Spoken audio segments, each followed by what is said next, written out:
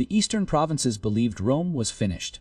Not because Rome had no soldiers left, but because Rome had no unity left. In the 3rd century, the empire didn't feel like an empire anymore. It felt like a storm, emperors rising and vanishing in months, armies declaring their own rulers, borders pressured on every side, and provinces learning a dangerous lesson. If Rome cannot protect you, Rome cannot demand you. That is the world Aurelian inherits. And Emesa is the moment that tests whether the West and East will remain one empire or become separate worlds forever. The crisis of the 3rd century was not a gentle decline. It was fracture under pressure. Rome was attacked from outside and torn from inside at the same time. On the frontiers, enemies pressed hard.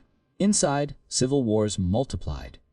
The economy strained, not only because of war, but because war destabilized trust. Trust in currency, trust in trade routes, trust in the ability of the state to collect and redistribute resources. When response becomes inconsistent, loyalty breaks. And once loyalty breaks, the empire becomes a name rather than a system. In the East, that break produced something more organized than mere rebellion. Palmyra. Palmyra was not just a city, it was a gateway between worlds, rich from trade and position to control movement between Rome's sphere and the wider Eastern networks. When Rome was strong, Palmyra was valuable. When Rome became weak, Palmyra became dangerous. Because it could do what provinces often try to do in crisis, build an alternative center of authority. An alternative center doesn't need to conquer Rome to be fatal. It only needs to become normal. It needs to tax, recruit, enforce, and persuade local elites that the future is safer under a new banner. That is how empires lose territory in reality, first through doubt, then through the habit of obeying someone else. So when Aurelian rises, he is not facing scattered raiders and isolated uprisings. He is facing reorganized power. He is facing an East that has begun to treat itself as independent, with armies that believe they can stand against Rome, because they have been standing against everyone else. Then Aurelian arrives like a blade. He is not a philosopher-emperor. He is not a court performer. He is a soldier, hard-disciplined, impatient with excuses, and focused on a single mission: reunify the empire. That mission sounds simple until you understand what it demands. It demands speed across vast distances, supply lines that do not collapse, discipline strong enough to hold under pressure, and victories decisive enough to change political behavior, not just win a day. Aurelian's gift was not only battlefield courage, it was tempo. In a fractured empire, tempo becomes power. If you move faster than enemies can adapt, you break plans before they mature. You force rivals into reaction. You deny them the comfort of preparation. And you turn their confidence into panic. Every day division persists, it hardens. Every day a breakaway state survives, it looks more legitimate. Hesitation, in this moment, is not caution, it's surrender by delay. So Aurelian refuses hesitation. He marches east as if the empire's unity is a race against time, because it is. His army carries something Rome has been losing: order. Not merely weapons, but a habit of command, formation, and endurance. His enemies expected Rome to fight like a tired giant, slow, compromised, uneven. Aurelian's campaign is built around proving that the giant can still move quickly, strike cleanly, and punish decisively. Emesa is where that promise is tested. Emesa sits as a key node in the Syrian landscape, a corridor and junction where armies moving through the region can be trapped or can escape. The East gathers there what it believes is its greatest answer to Aurelian: a massive army strong enough to stop him, break the reunification campaign, and prove that Palmyra's independence is permanent. This is the psychological setup. If the East defeats Aurelian at Emesa, Rome's momentum collapses. The West remains isolated.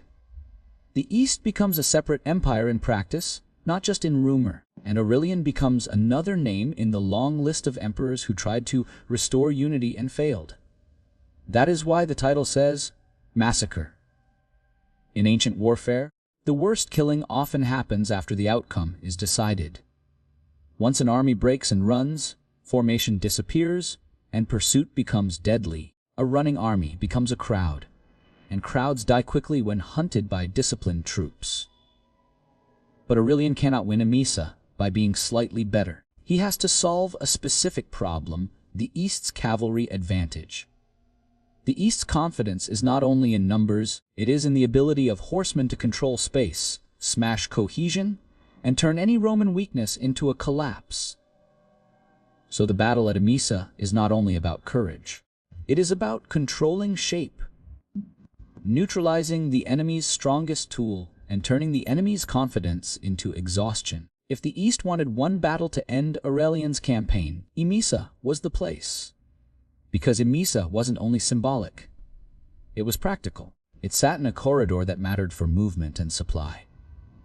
If Aurelian pushed too far, without breaking the Eastern field army, he risked being drained, harassed, and isolated in hostile territory. Aurelian needed a victory that didn't merely survive the day. He needed a victory that broke the enemy's ability to dictate the next week. The East believed it had the right tool to do the opposite.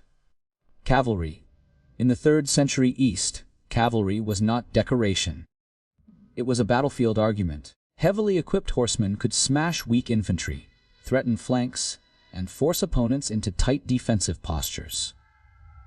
Cavalry controls space, and space is what decides whether an army can maneuver or is trapped in panic. When cavalry dominates, the enemy is constantly afraid of being hit from the side or rear, and that fear breaks cohesion faster than casualties do.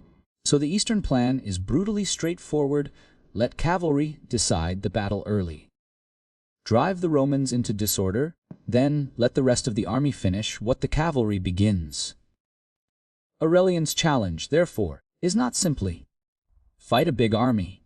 It is stop cavalry from deciding the outcome, because if cavalry lands a clean, decisive blow on a flank, the Roman line folds. Once the line folds, the battle becomes personal combat, and personal combat is where panic spreads like fire. Roman discipline, the one advantage Aurelian needs, only matters if the army retains shape. So Aurelian fights the enemy's assumptions rather than the enemy's strength directly. The East assumes Rome will be slow. Aurelian is fast. The East assumes Rome will be intimidated by cavalry mass. Aurelian refuses intimidation. The East assumes Rome's soldiers, after years of crisis, will crack under pressure. Aurelian rebuilds habits until cracking becomes difficult. This is where the battle becomes a contest of endurance and geometry, rather than raw aggression. One of the key vulnerabilities of heavy cavalry is fatigue. Horses tire. Riders lose spacing. Momentum burns energy. If cavalry charges repeatedly without a decisive result, it becomes less clean, less coordinated, more scattered, and therefore more vulnerable. A commander who understands this can design a battlefield rhythm where the enemy's most powerful weapon becomes a weapon that consumes itself. Rome's infantry discipline makes this possible. Disciplined infantry can accept impact without dissolving, even if it bends. It can give ground slowly in controlled steps, stretching the enemy forward. The enemy feels like it is winning because it is pushing. But the push is the trap. It pulls cavalry into repeated effort and increasing disorder. This is not glamorous. It is calculated. And Aurelian, as a soldier, emperor in a fractured empire, values calculation more than spectacle. So imagine the opening of Emesa. Heat, dust, tension. The Eastern cavalry gathers speed, a wave of armored force building toward the Roman line. The psychological pressure on Roman infantry is enormous. The instinct is to break, but Roman training exists to replace instinct with habit. Shields lock. Lines tighten. Officers control spacing. The first charge hits. If the line collapses here, Aurelian's campaign dies. So the line holds. Maybe it bends. Maybe it gives ground. But it does not dissolve. And that single fact begins to change the battle's direction. Because cavalry is powerful only when it creates collapse. When it fails to create collapse, Its charges become expensive, so the cavalry charges again and again. Each charge increases the cost. Horses breathe harder. Dust thickens. Riders lose perfect spacing. The wave becomes clusters, and clusters can be isolated, harassed, and punished. Meanwhile, Roman units, still coherent, can begin applying measured pressure. Not a reckless surge, but controlled advancement, using reserves to seal gaps and prevent flanks from being turned. At this stage, the enemy begins to feel something dangerous: uncertainty. The cavalry was supposed to decide the battle. If it can't, what can? And this is where ancient battles often pivot. Not on a single heroic moment, but on a psychological crack. The enemy's best weapon did not work. Once the thought spreads, cohesion begins to loosen. Now, the Eastern army may still be large, but large armies collapse faster once coordination breaks. Retreat begins unevenly. Some units pull back to reform, others hold, others panic. Gaps appear, and once gaps appear, disciplined pressure turns gaps into rout. This is why the title uses the word massacre. Because in rout, the killing accelerates, not because the victor becomes suddenly stronger, but because the defeated becomes suddenly vulnerable. In ancient warfare, the decisive moment is often invisible from a distance. Men are still fighting, and noise is still everywhere. But the outcome has already become irreversible. That moment comes when one side realizes its plan has failed, and the failure starts to spread faster than commands can repair. At Emesa, the plan that failed was cavalry dominance.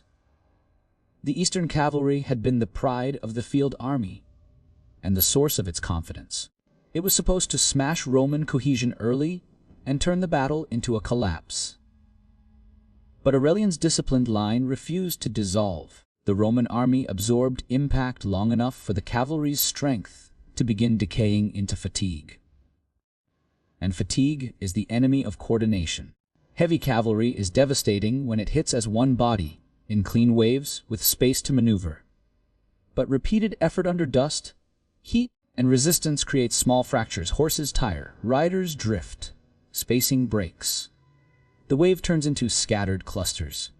Once cavalry becomes clusters, it loses the ability to control the battlefield's edges. It becomes easier to isolate, harass, and counter. This is where Rome's discipline becomes lethal. Rome does not need to outcharge cavalry. Rome needs to survive the cavalry's best attempt at a decisive blow. Once it survives, the battle shifts into a rhythm that favors the side with structure. Roman infantry can step forward in measured pressure, exploit gaps, and prevent the enemy from reforming cleanly. And now the Eastern army begins to face the most dangerous battlefield problem: uneven retreat. Retreat does not usually begin as a coordinated withdrawal. It begins as small exits. A cavalry group turns back to regroup. An infantry section steps away from pressure. Another unit sees movement and assumes collapse. A gap opens. Neighboring men shift sideways to fill it, thinning their own line. Another gap opens. Soon the line is no longer a wall, it's a chain with broken links. This is when panic becomes contagious. Soldiers can endure pressure in front of them. They cannot endure the feeling that the line beside them is disappearing. Once they believe they are exposed, their loyalty to the formation weakens. They stop acting as part of an army and start acting as individuals. That is the beginning of rout. Aurelian's pressure now becomes relentless, not reckless, but systematic. Roman units press where the line is thinnest, widen gaps, and punish any attempt to reform. The enemy tries to rebuild order, but order is hard to rebuild under pursuit and fear. This is the key point about massacres. In ancient battles, the killing becomes concentrated after the battle is decided. When formation disappears, defenses disappear with it. Shields are dropped. Helmets loosen. Warriors run into each other, bottlenecking around routes they believe are safe.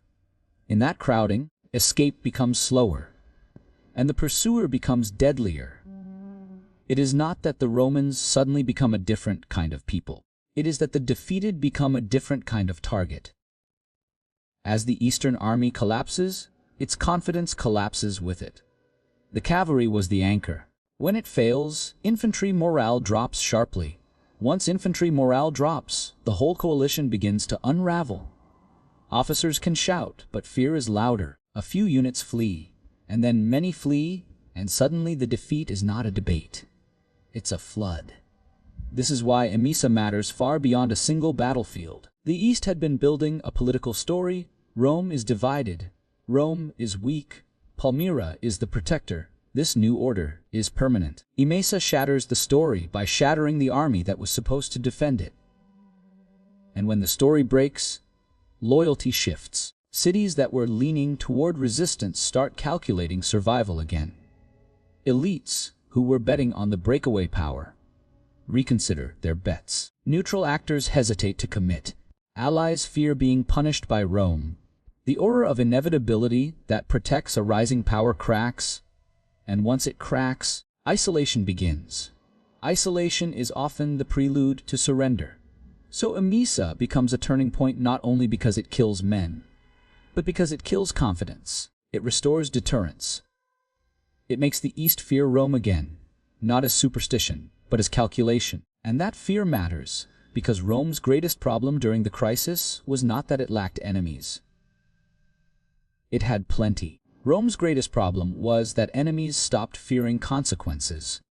Once consequences seem uncertain, raids increase, rebellions multiply, and breakaway states grow bolder.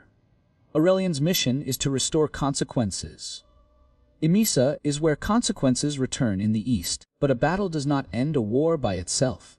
It opens a door. After Emesa, the door opens toward Palmyra's core. The field army, Palmyra's shield, has been shattered.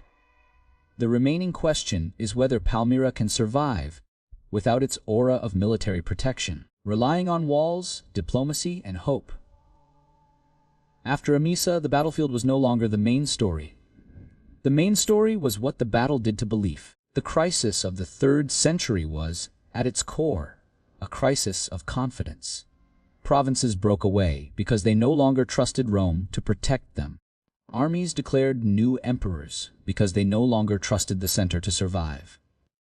Cities shifted loyalty because they no longer believed Rome was inevitable. That is how empires die, not only through defeat, but through disbelief. Aurelian understood that survival required the return of inevitability, not as propaganda alone, but as experience. People had to feel that Rome could still arrive, still enforce, still punish, still restore order. Emesa helped create that feeling in the East. The defeat of the Eastern Field Army did more than clear a path. It shattered the assumption that Palmyra's military power could permanently protect a breakaway empire. Once the field army is broken, everything behind it becomes exposed. Cities that were leaning toward resistance begin calculating again. Allies hesitate. Neutral actors become cautious. In the ancient world, caution is often the first sign that a rising power is no longer rising. Because when a rising power stops looking unstoppable, people stop investing in it. Emesa turned Palmyra's aura into doubt, and doubt creates isolation. Isolation makes every siege harder, every negotiation weaker, and every alliance more fragile. Without confidence, resistance loses its social fuel. This is where Aurelian's reputation as a restorer makes sense. He was not restoring a peaceful empire, he was restoring a fractured one. And restoring fracture requires a specific kind of leadership, ruthless pace, strict discipline, and an obsession with unity that refuses to compromise with permanent division. Aurelian's campaign is a campaign of tempo. He moved quickly, fought aggressively, and refused to allow the enemy to settle into a stable defensive posture. If you allow a breakaway power to stabilize, you validate it. If you crush its field army and keep moving, you prevent legitimacy from hardening. That's why Emesa matters. It is where the Eastern challenge stops feeling like an alternative empire and starts feeling like collapsing resistance. But why say Aurelian saved Rome? Because saving in this era does not mean creating eternal security. Rome's structural problems remained enormous: fiscal strain, frontier pressure, internal rivalries, and the constant risk of usurpation. No single emperor could permanently erase that. Saving, in this moment, means preventing fatal acceleration, preventing a point of no return. If the empire remains divided long enough, division becomes normal. Provinces stop imagining themselves as Roman. Trade reorganizes around new centers. Tax systems shift. New courts become legitimate. Once legitimacy hardens elsewhere, reunification becomes nearly impossible. Aurelian's greatest achievement is that he prevented that hardening. He fought the permanence of division. He did not merely win battles. He reasserted the idea that the empire is one system and must remain one system. Emesa was part of that reset. It told the East the center is not gone. Fragmentation is not final. Rome can still impose consequences. And consequences reshape choices. They reshape the decisions of city councils and elites, deciding whether to open gates or resist. They reshape the calculations of soldiers, deciding whether to continue fighting for a breakaway state. They reshape the behavior of neighbors watching from outside and asking whether Rome is still dangerous. That is why routes matter so much. A rout is not just tactical collapse, it is moral collapse. It signals that the losing power may not be able to protect supporters. Once protection is doubted, loyalty drains fast. Emesa therefore becomes an announcement: Rome is not dead. Rome can still march. Rome can still win. Rome can still punish. In a crisis defined by fracture, that announcement is survival. The final image should not be only of soldiers on a field. It should be of a map in people's minds changing back. Cities that were leaning away turning attention back toward Rome. Leaders who were confident becoming cautious. A rising Eastern power realizing it must defend everything at once, while Rome marches with a single goal. That is why Emesa matters. It is where the East learns a hard truth. Rome can still arrive faster than you can adapt. And it is where Rome learns something equally crucial: unity can be restored, but only through speed, discipline, and consequences strong enough to make disbelief expensive. Aurelian did not create a perfect empire, but he stopped the empire from becoming a collection of permanent, separate worlds. In a crisis defined by fracture, that is what saving looks like.